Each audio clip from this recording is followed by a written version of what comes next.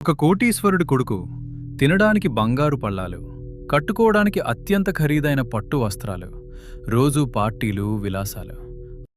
దేశంలోని అసిసీన్ అనే నగరంలో 1180 సంవత్సరంలో పియెట్రో బెర్నార్డోన్ అనే ఒక గొప్ప వస్త్ర వ్యాపారికి ఫ్రాన్సిస్ జన్మించాడు.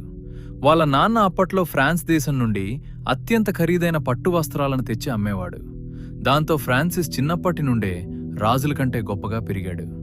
యవ్వనంలోకి రాగానే డబ్బు మంచినీళ్లలా ఖర్చు చేస్తూ స్నేహితులతో జల్సాలు చేస్తూ గడిపేవాడు. అతనికి దేవుడంటే పెద్దగా పట్టింపు లేదు.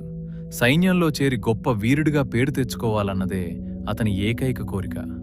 అతని కోరిక మేరకే ఒక పెద్ద యుద్ధంలో సైనికుడిగా వెళ్ళాడు. కానీ అక్కడ శత్రువులకు చిక్కి 1 సంవత్సరం పాటు చీకటి జైలు గదిలో బందీగా ఉన్నాడు. శాన్ డామియానో అనే ఒక పాడుబడిన, కూలిపోవడానికి సిద్ధంగా ఉన్న చర్చిలోకి వెళ్లి ఫ్రాన్సిస్ ప్రార్థన చేస్తున్నాడు. అకస్మాత్తుగా ఒక స్పష్టమైన స్వరం అతనికి వినిపించింది. ఫ్రాన్సిస్, ఇదిగో నా మందిరం కూలిపోతోంది, వెళ్ళి దాన్ని తిరిగి నిర్మించు అని దేవుడు ఆజ్ఞాపించాడు. దేవుని స్వరం విన్న ఫ్రాన్సిస్ గుండెల్లో ఒక అగ్ని రగులుకుంది. దేవుని మందిరాన్ని కట్టడానికి డబ్బు కావాలి. అందుకే తన తండ్రి దుకాణంలో ఉన్న ఖరీదైన పట్టు వస్త్రాలను అమ్మి ఆ డబ్బును తీసుకువెళ్లి చర్చి ఫాదర్కి ఇచ్చాడు. ఇది తెలుసుకున్న అతని తండ్రి కోపంతో రగిలిపోయాడు. ఫ్రాన్సిస్ను కొట్టి ఒక గదిలో బంధించాడు. ఫ్రాన్సిస్ దేవుని కోసం తన ఆస్తులన్నీ వదులుకోవడానికి సిద్ధమయ్యాడు. కాని తండ్రి ఒప్పుకోలేదు. చివరికి ఈ పంచాయతీ నగర బిషప్ న్యాయమూర్తి దగ్గరికి వెళ్ళింది. అందరి ముందు తండ్రి ఫ్రాన్సిస్ను చూసి, నా ఆస్తిలో నీకు చిల్లిగవ్వ కూడా ఇవ్వను, నువ్వు కట్టుకున్నట్టుకున్న బట్టలు కూడా నా డబ్బుతో కొన్నవే అని అవమానించాడు. అప్పుడు ఫ్రాన్సిస్ ఏమాత్రం ఆలోచించకుండా తాను వేసుకున్న ఆ ఖరీదైన బట్టలను ఒక్కొక్కటిగా విప్పేసి తన తండ్రి ముఖం మీద విసిరేశాడు.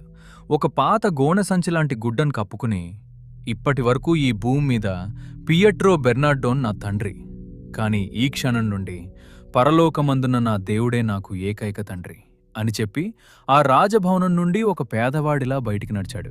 అలా బయటకొచ్చిన ఫ్రాన్సిస్ ఆ తర్వాత జీవితాంతం చెప్పులు కూడా లేకుండా, కరెన్సీ నోటును చేత్తో తాకకుండా భిక్షాటన చేసి ప్రతి ఒక్క రూపాయి చర్చి నిర్మాణానికి ఇచ్చేవాడు.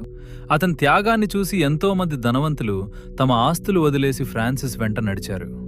యేసుక్రీస్తు శిలువలో పడిన బాధను ఫ్రాన్సిస్ అనునిత్యం ధ్యానించేవాడు. దేవుడు అతని ప్రార్థనలకు మెచ్చి క్రీస్తుకు శిలువలో పడిన 5 గాయాలను ఫ్రాన్సిస్ శరీరానికి కూడా అనుగ్రహించాడు. అలా క్రీస్తు కోసం సర్వస్వాన్ని త్యాగం చేసి 1226లో పరలోకానికి చేరుకున్నాడు.